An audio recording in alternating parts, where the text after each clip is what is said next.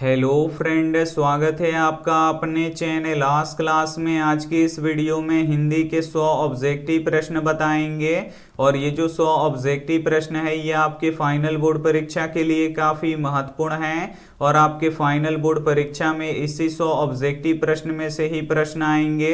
एक भी प्रश्न इससे बाहर से नहीं आएगा, ये हमारा गारंटी है। और इसका पीडीएफ भी हम आपको बिल्कुल फ्री में देंगे और लास्ट में बताएंगे कि इसका पीडीएफ आप लोग कहाँ से डाउनलोड कर सकते हैं। तो वीडियो को प्लीज आप लोग शुरू से लेके अंत तक जरूर देखिएगा। तो आइए शुरू करते हैं पहले नंबर प्रश्न से। तो पहला नंबर प्रश्न है कि डॉक्टर भीमराव अंबेडकर के माता का नाम क्या था। काफी महत्वपूर्ण प्रश्न है। यहाँ पे आपको बताना है कि डॉक्टर भीमराव अंबेडकर के माता का नाम क्या था। तो भीमाबाई था। यहाँ पे डी वाला ऑप्शन बिल्कुल ही सही हो जाएगा। आइए देखते हैं अगला प्रश्न। दो नंबर प्रश्न है कि भारतीय संविधान के निर्माता के रूप में हम किन्हें जानते हैं। यहाँ पे आपको बताना है कि भारतीय संविधान के निर्माता के रूप में हम किन्हें जानते हैं। तो डॉक्टर भीमराव अंबेडकर को जानते हैं। यहाँ पे बी वाला ऑप्शन बिल्कुल ही सही हो जाएगा। आइए देखते हैं अगला प्रश्न। तीन नंबर प्रश्न है कि आर्थिक पहलू से भी जाति प्रथा है। यहाँ पे आपको बताना है कि आर्थिक पहलू से भी जाति प्रथा क्या है। तो हानिकारक है। यहाँ पे सी वाला ऑप्शन बिल्कुल ही सही हो जाएगा। आइए देखते हैं अगला प्रश्न। चार नंबर प्रश्न है कि सीमा, रजनी, आलू, शेफाली, आरती पांचों किसकी बहनें थीं। यहाँ पे आपको बताना है कि सीमा, रजनी, आलू, शेफाली, आरती पांचों किसकी बहनें थीं। तो ये खोखा की बहनें थीं। यहाँ पे बी वाला ऑप्शन बिल्कुल ही सही हो जाएगा। ये देखते हैं अगला प्रश्न। पाँच नंबर प्रश्न है कि कौओं की जमात में शामिल होने के लिए कौन ललक गया। यहाँ पे आपको बताना है कि कौओं की जमात में शामिल होने के लिए कौन ललक गया। तो हंस ललक गया। यहाँ पे बी वाला ऑप्शन बिल्कुल ही सही हो जाएगा। ये देखते हैं अगला प्रश्न। 6 नंबर प्रश्न है कि सेन साहब की मोटर कार किस रंग की थी। यहाँ पे आपको बताना है कि सेन साहब की मोटर कार किस रंग की थी। तो काले रंग की थी। यहाँ पे सी वाला ऑप्शन बिल्कुल ही सही हो जाएगा। ये देखते हैं अगला प्रश्न। 7 नंबर प्रश्न है कि 20 के दांत शीर्षक कहानी के कहानीकारक कौन हैं। यहाँ पे आपको बताना है कि 20 के दांत शीर्षक कहानी के कहानीकारक कौन हैं।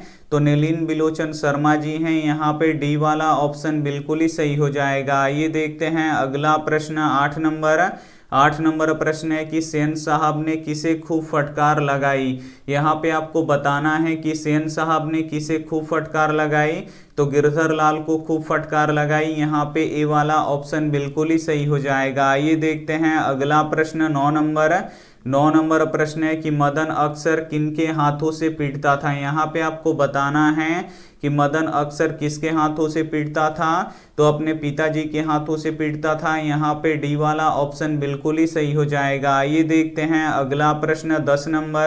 10 नंबर प्रश्न है कि लड़कियां क्या हैं, कठपुतलियां हैं, किसे इस बात पर गर्व है। काफी महत्वपूर्ण प्रश्न है। यहाँ पे आपको बताना है कि लड़कियां क्या हैं, कठपुतलियां हैं और किसे इस बात पर गर्व है। तो माता पिता को इस बात पे गर्व है। यहाँ पे डी वाला ऑप्शन बिल्कुल ही सही हो जाएगा। ये देखते हैं अगला प्रश्न। 11 नंबर प्रश्न है कि मैक्स मूलर को वेदांतियों का भी वेदांती किसने कहा। काफी महत्वपूर्ण प्रश्न है। यहाँ पे आपको बताना है कि मैक्स मूलर को वेदांतियों का भी वेदांती किसने कहा। तो स्वामी विवेकानंद ने कहा। यहाँ पे बी वाला ऑप्शन बिल्कुल ही सही हो जाएगा। ये देखते हैं अगला प्रश्न। 12 नंबर प्रश्न है कि दारिस नामक सोने के सिक्कों से भरा घड़ा किसे मिला था। यहाँ पे आपको बताना है कि दारिस नामक सोने के सिक्कों से भरा घड़ा किसे मिला था। तो वारेन हेस्टिंगस को मिला था। यहाँ पे सी वाला ऑप्शन बिल्कुल ही सही हो जाएगा। ये देखते हैं अगला प्रश्न। 13 नंबर प्रश्न है कि भारत से हम क्या सीखे के रचनाकार कौन है। यहाँ पे आपको बताना है कि भारत से हम क्या सीखे के रचनाकार कौन है। तो मैक्स मूलर हैं। यहाँ पे बी वाला ऑप्शन बिल्कुल ही सही हो जाएगा। ये देखते हैं अगला प्रश्न। 14 नंबर प्रश्न है कि निर्वंश विद्या का संबंध किससे है। यहाँ पे आपको बताना है कि निर्वंश विद्या का संबंध किससे है। तो मानव विज्ञान से है। यहाँ पे सी वाला ऑप्शन बिल्कुल ही सही हो जाएगा। ये देखते हैं अगला प्रश्न। 15 नंबर प्रश्न है कि मैक्स मूलर के पिता का नाम क्या था। काफी महत्वपूर्ण प्रश्न है।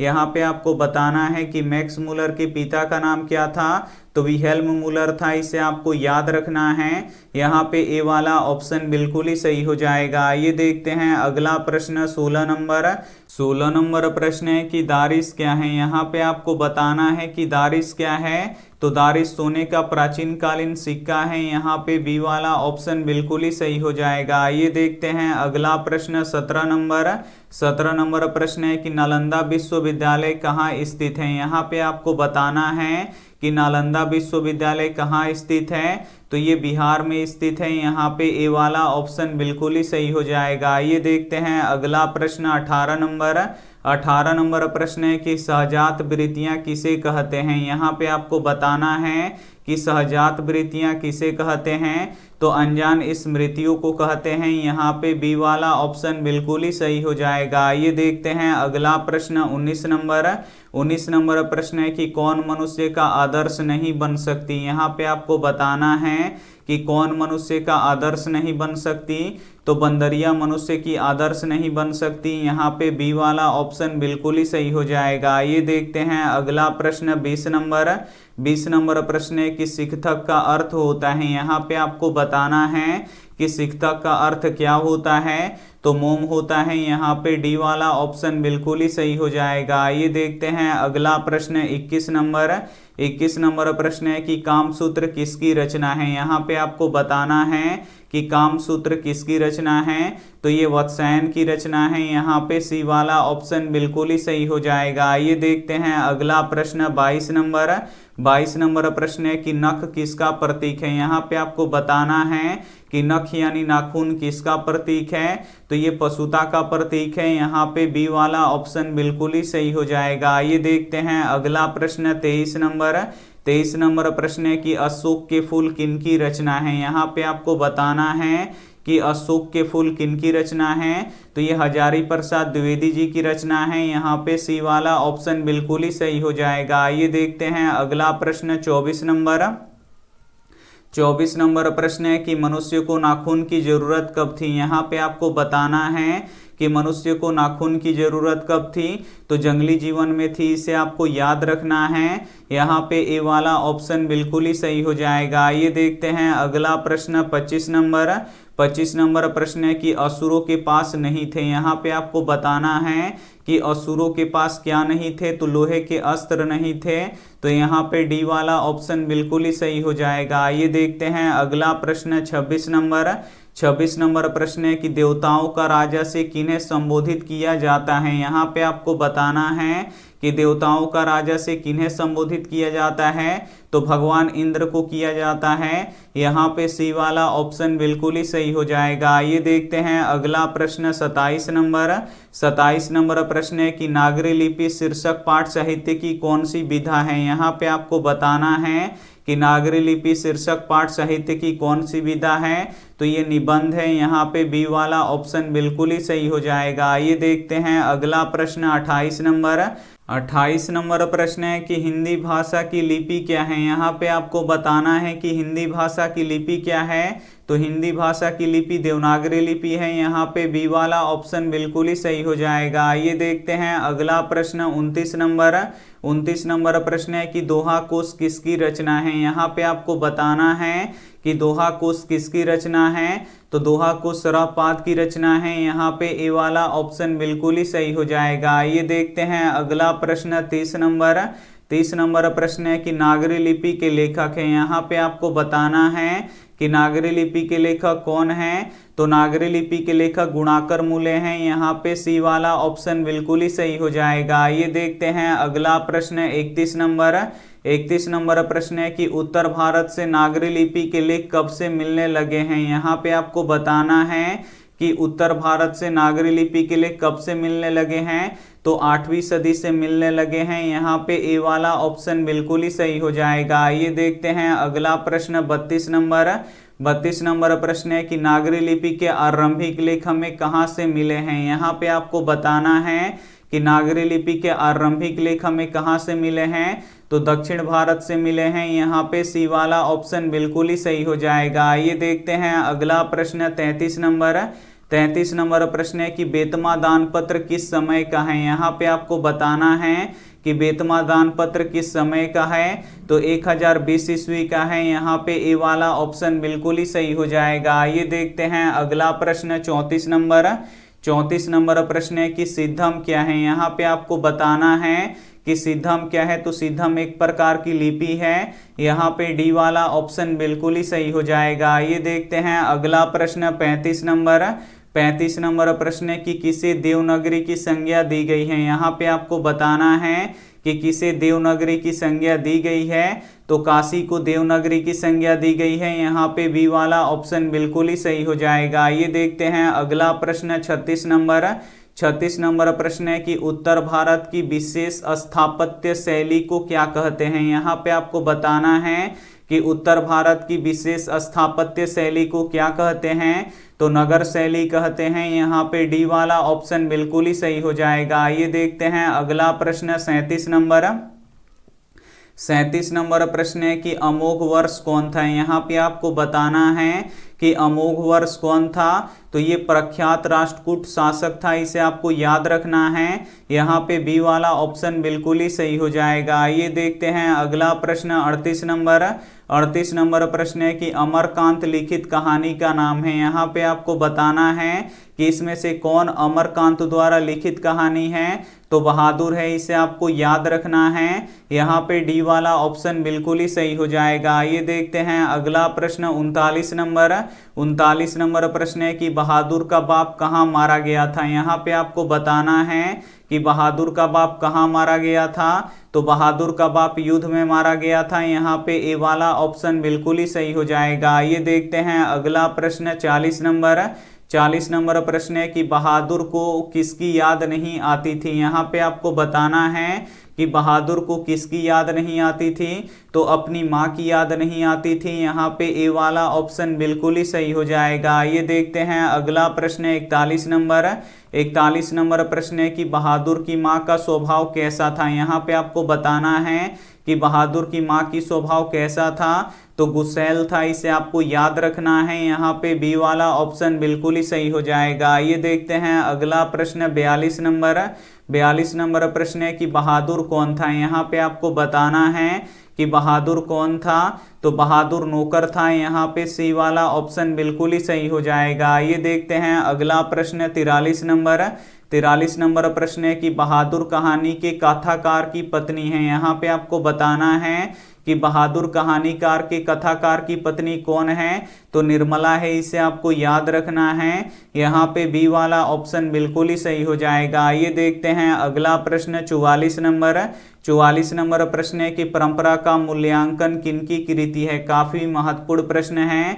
यहाँ पे आपको बताना है कि परंपरा का मूल्यांकन किसकी कृति है, तो रामविलास शर्मा जी की कृति है। यहाँ पे ए वाला ऑप्शन बिल्कुल ही सही हो जाएगा। ये देखते हैं अगला प्रश्न 45 नंबर। 45 नंबर प्रश्न है कि सभ्यता का हर स्तर क्या नहीं होता है। यहाँ पे आपको बताना है कि सभ्यता का हर स्तर क्या नहीं होता है, तो वर्ग युद्ध नहीं होता है। यहाँ पे सी वाला ऑप्शन बिल्कुल ही सही हो जाएगा। ये देखते हैं अगला प्रश्न 46 नंबर। 46 नंबर प्रश्न है कि एथेंस किस महादेश में है। यहाँ पे आपको बताना है कि एथेंस किस महादेश में है, तो यूरोप महादेश में है। यहाँ पे ए वाला ऑप्शन बिल्कुल ही सही हो जाएगा। ये देखते हैं अगला प्रश्न 47 नंबर।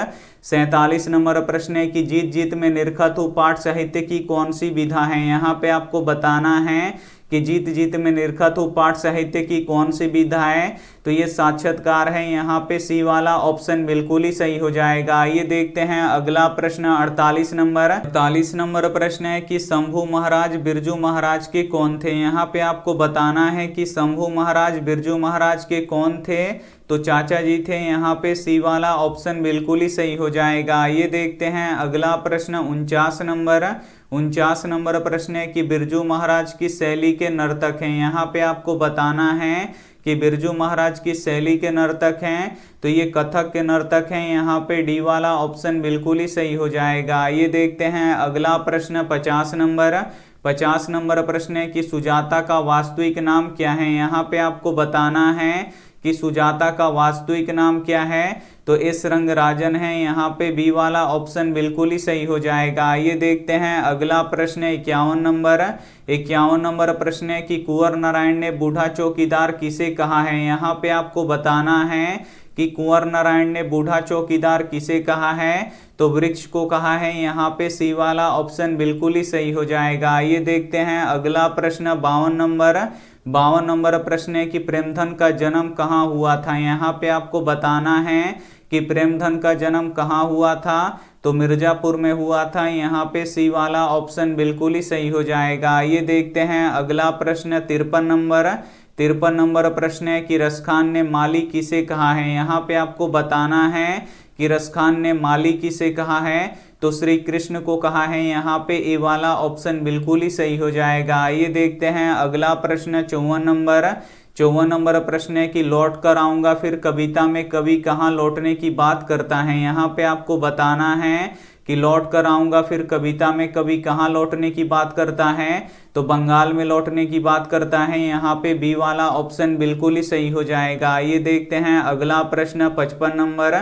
55 नंबर प्रश्न है कि मेघदूत का जर्मनी में अनुवाद किसने किया। यहाँ पे आपको बताना है कि मेघदूत का जर्मनी में अनुवाद किसने किया, तो मैक्स मूलर ने किया। यहाँ पे सी वाला ऑप्शन बिल्कुल ही सही हो जाएगा। आइए देखते हैं अगला प्रश्न 56 नंबर।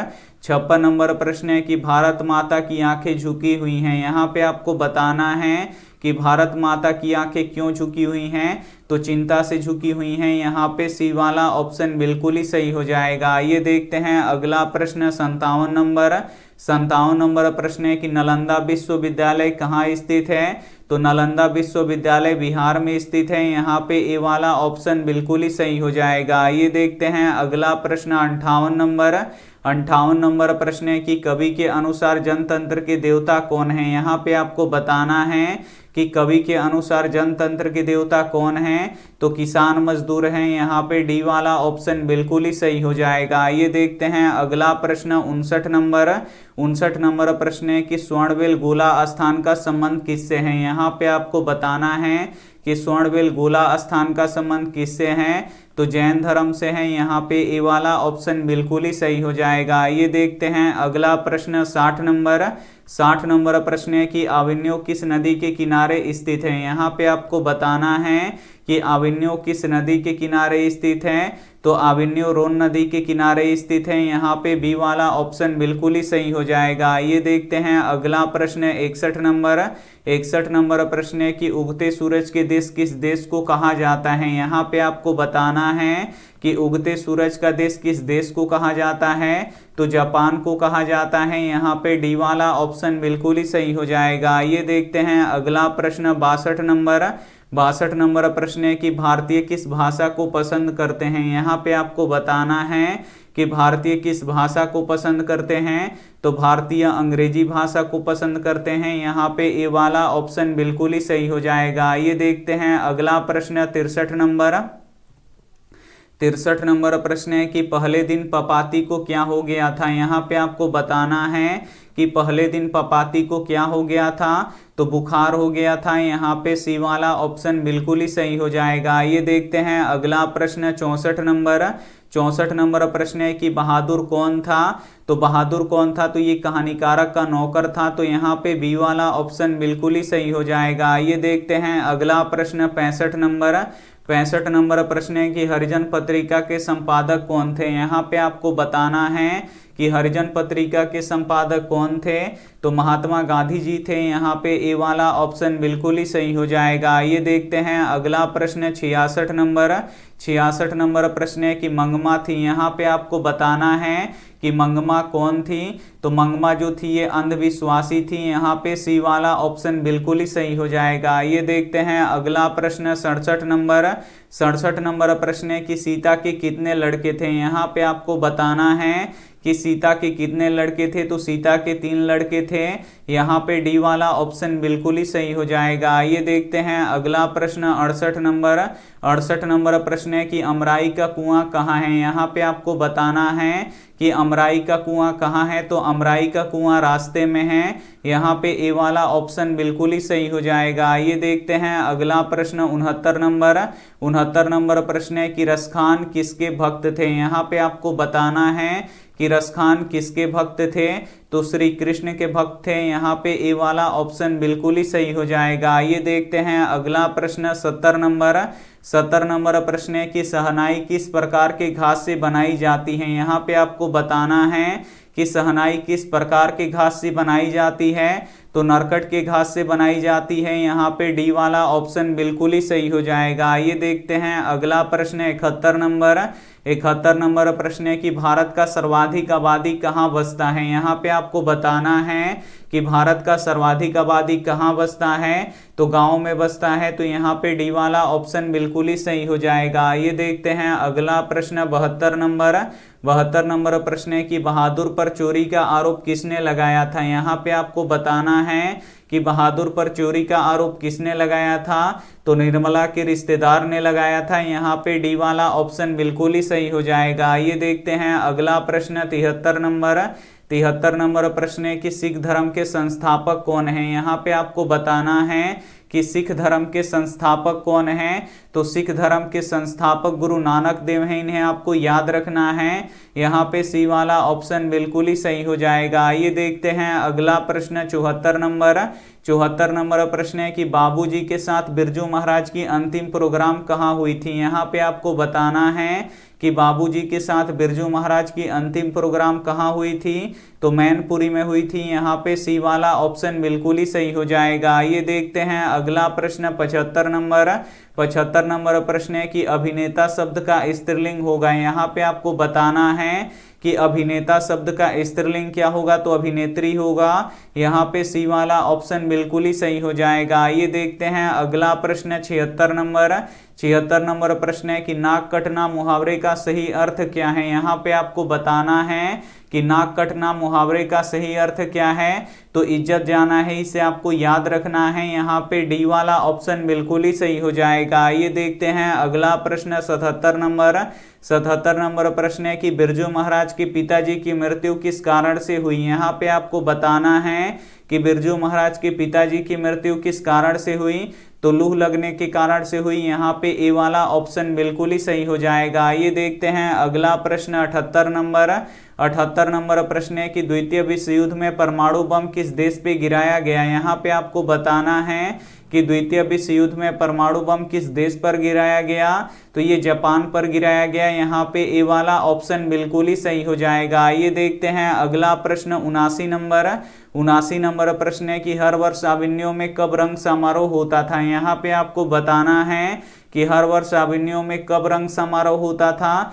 तो गर्मी में होता था। यहाँ पे ए वाला ऑप्शन बिल्कुल ही सही हो जाएगा। आइए देखते हैं अगला प्रश्न 80 नंबर प्रश्न है कि फटासुर न बख्शे कौन कहते हैं। यहाँ पे आपको बताना है कि फटासुर न बख्शे कौन कहते हैं, तो बिस्मिल्लाह खां कहते हैं। यहाँ पे बी वाला ऑप्शन बिल्कुल ही सही हो जाएगा। आइए देखते हैं अगला प्रश्न 81 नंबर प्रश्न है कि बचाना है नदियों को। यहाँ पे आपको बताना है कि नदियों को किससे बचाना है, तो नाला होने से बचाना है। यहाँ पे सी वाला ऑप्शन बिल्कुल ही सही हो जाएगा। आइए देखते हैं अगला प्रश्न 82 नंबर प्रश्न है कि कवि को बूढ़ा चौकीदार वृक्ष हमेशा कहाँ मिलता था। यहाँ पे आपको बताना है कि कवि को बूढ़ा चौकीदार वृक्ष हमेशा कहाँ मिलता था, तो घर के दरवाजे पर मिलता था। यहाँ पे सी वाला ऑप्शन बिल्कुल ही सही हो जाएगा। आइए देखते हैं अगला प्रश्न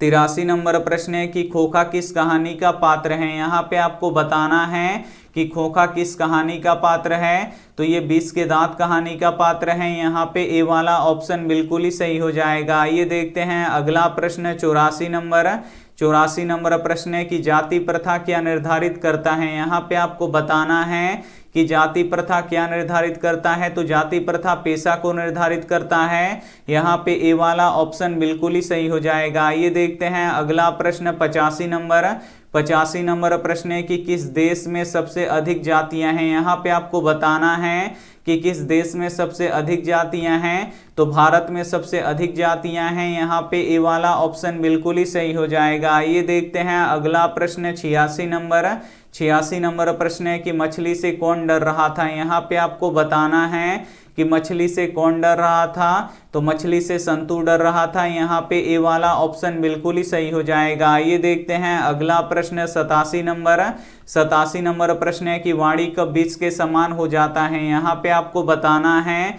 कि वाणी कब 20 के समान हो जाता है, तो राम नाम के बिना वाणी 20 के समान हो जाता है। यहाँ पे ए वाला ऑप्शन बिल्कुल ही सही हो जाएगा। ये देखते हैं अगला प्रश्न 88 नंबर प्रश्न है कि गुरु नानक की रचनाओं के संग्रह को क्या कहते हैं। यहाँ पे आपको बताना है कि गुरु नानक के रचनाओं के संग्रह को क्या कहते हैं, तो गुरु ग्रंथ साहब कहते हैं। यहाँ पे ए वाला ऑप्शन बिल्कुल ही सही हो जाएगा। ये देखते हैं अगला प्रश्न 89 नंबर प्रश्न है कि घनानंद किस बादशाह के पीर मुर्शिद थे। यहाँ पे आपको बताना है कि घनानंद किस बादशाह के पीर मुर्शिद थे, तो मोहम्मद शाह रंगीला के थे। इसे आपको याद रखना है। यहाँ पे सी वाला ऑप्शन बिल्कुल ही सही हो जाएगा। ये देखते हैं अगला प्रश्न 90 नंबर प्रश्न है कि इन दिनों भारतीय बाजार में कौन सी वस्तुएं भरी पड़ी हैं। यहाँ पे आपको बताना है कि इन दिनों भारतीय बाजार में कौन सी वस्तुएं भरी पड़ी हैं, तो विदेशी वस्तुएं भरी पड़ी हैं। यहाँ पे बी वाला ऑप्शन बिल्कुल ही सही हो जाएगा। ये देखते हैं अगला प्रश्न 91 नंबर प्रश्न है कि हमारी नींद कविता में नींद किसका प्रतीक है। यहाँ पे आपको बताना है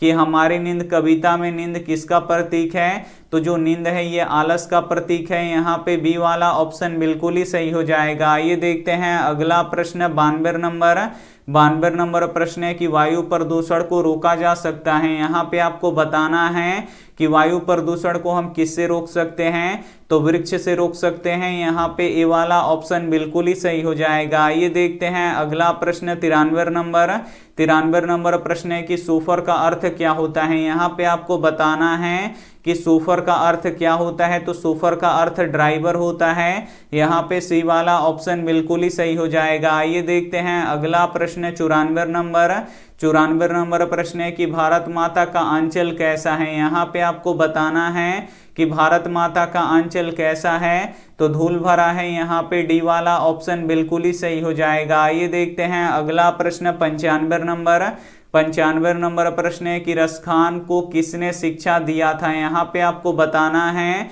कि रसखान को किसने शिक्षा दिया था, तो विठल नाथ ने दिया था। यहाँ पे सी वाला ऑप्शन बिल्कुल ही सही हो जाएगा। ये देखते हैं अगला प्रश्न 96 नंबर प्रश्न है कि बेतमा कहाँ स्थित है। यहाँ पे आपको बताना है कि बेतमा कहाँ स्थित है, तो बेतमा इंदौर के पास स्थित है। यहाँ पे ए वाला ऑप्शन बिल्कुल ही सही हो जाएगा। ये देखते हैं अगला प्रश्न 97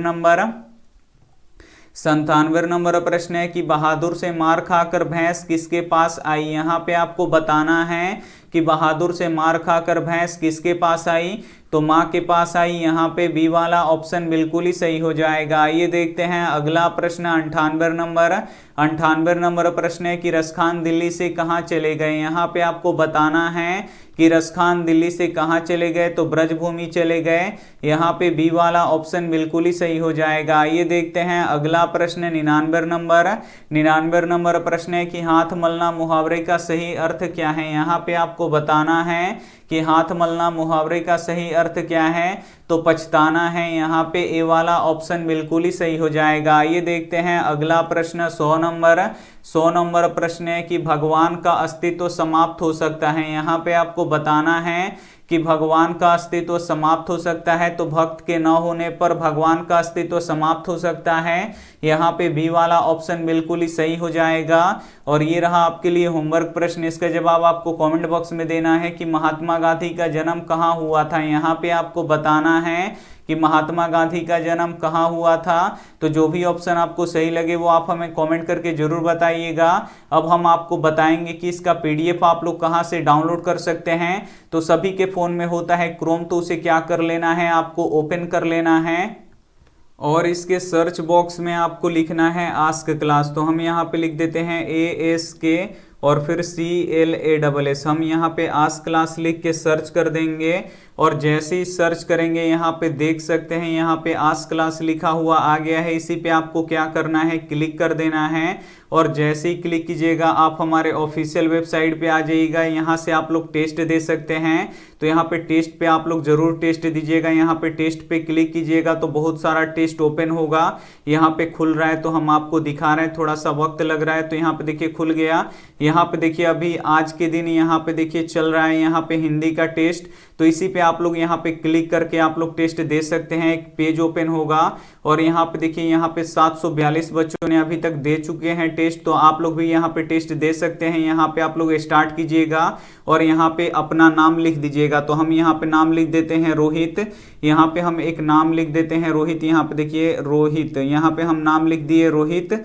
उसके बाद आपको क्या करना है कि यहाँ पे नेक्स्ट कर देना है। तो जैसे ही आप लोग नेक्स्ट कीजिएगा यहाँ पे प्रश्न आते जाएगा। यहाँ पे देखिए लक्ष्मी के पास कितना जमीन था, तो 1 बीघा जमीन था। तो यहाँ पे देखिए ये यस लिख रहा है। अगर आप लोग गलत कीजिएगा, देखिए इस प्रश्न को हम गलत कर रहे हैं, ये अगर हम इस प्रश्न को गलत करेंगे तो यहाँ पे देखिए सही आंसर भी बताएगा और जिस पे टिक लगाइएगा उसको गलत भी बताएगा। तो ऐसे टेस्ट आप लोग दे सकते हैं और लास्ट में पूरा बताएगा कि आप लोग का कितना सही हुआ है। और यहाँ से देखिए डाउनलोड PDF लिखा हुआ है, यहाँ से आप लोग PDF डाउनलोड कर सकते हैं। यहाँ पे देखिए जितना भी पढ़ाते हैं उसका PDF देते हैं, तो यहाँ पे देखिए बहुत सारा का हम यहाँ पे PDF दे चुके हैं, इसे आप लोग डाउनलोड कर लीजिएगा। और इसका PDF हम जस्ट 2 मिनट में, अभी जैसे ही क्लास खत्म हो जाएगा उसके बाद 2 मिनट के अंदर इसका PDF हम अपडेट करेंगे। तो आप लोग यहाँ से आके डाउनलोड कर लीजिएगा और उसके बाद यहाँ से आप लोग क्वेश्चन बैंक की तैयारी कर सकते हैं और यहाँ से ऑब्जेक्टिव सब्जेक्टिव की तैयारी कर सकते हैं। थैंक यू फॉर वॉचिंग, मिलते हैं अगली वीडियो में। तब तक अपना ध्यान रखिए, मन लगा के पढ़ाई कीजिए। Take care and bye.